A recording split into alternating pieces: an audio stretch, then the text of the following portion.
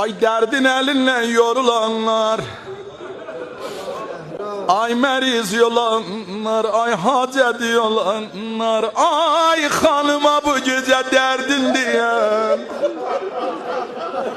ay hanımın rəxti qərasın giyen, qərə göynələrə canım qurban, ay hanımın yazına gelenler,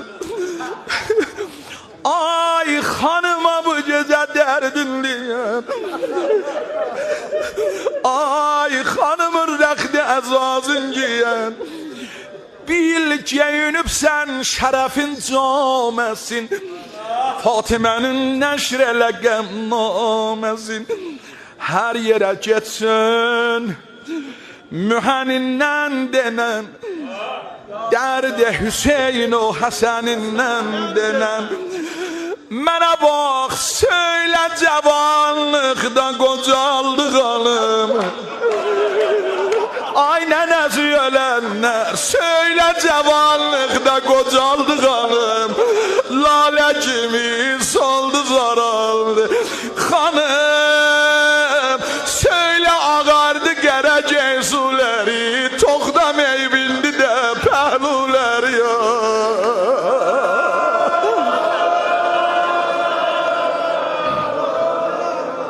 Ay aman, ay aman, ay aman, söylə biri çatmadı imdadinə, baxmadı kəs nalə və fəryadinə, çox qapını döydü, açan olmadı, halinə Yəsribdə yanan olmadı.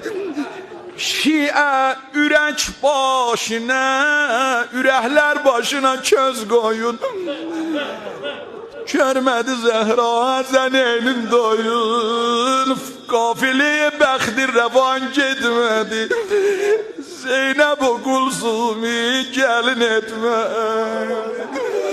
Allah eşimi qərib eləmə, eşimi yadamsız eləmə. Qonşular gəlmədi, gəldi mələkut əhli Hecazə,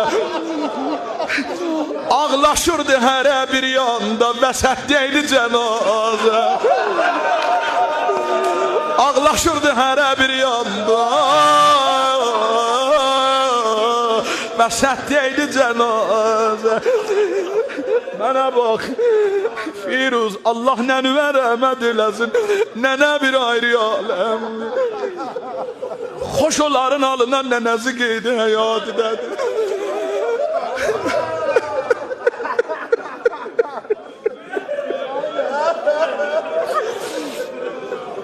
Qonşular gəlmədi, gəldi mələkut əhli Hecazə, ağlaşırdı hərə bir yanda, vəsətdəydi cənazə.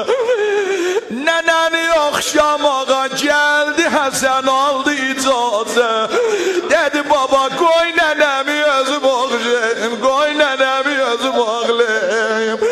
İmam Həsən ağa gəldi, üzün qoydu nənəni sili dəyən yüzünə, dedi qəmlən bükülən qaməti məzlum nənə lay lay, dedi qəmlən bükülən qaməti məzlum nənə lay lay, zülməli ilə güvərən surəti məzlum nənə.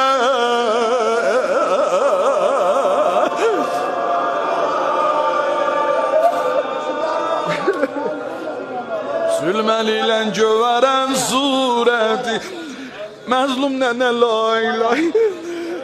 Ali gördü Həsən aram olmay, Həsən bala sən böyük oğlumsan bala, bala sən belə ağlayanda Hüseyni aram eləyə bilmərəm. Dedi baba Hüseyin mən görəni görməyib. Həsən nə görübsən bala, niyə mənim ürəyimi yandırırsan bala?